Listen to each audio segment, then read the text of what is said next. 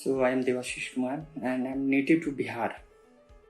I did my bachelor's in mechanical engineering from IK Gujarat Punjab Technical University in the year 2014.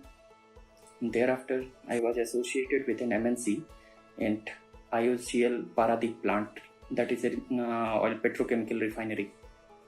I left that in mid of 2016 and there for pursuing civil services study. Thereafter, in around March 2020, I became associated with Chegg, and recently I have completed my 2 years of association with Chegg as an earth sciences expert.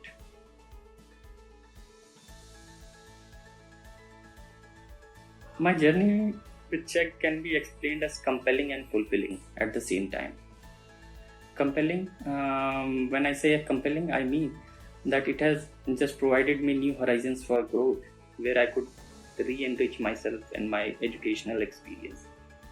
And fulfilling in the sense that I have attained my financial security in the meanest sense. It was through Chegg that I came to understand the difference between learning and understanding.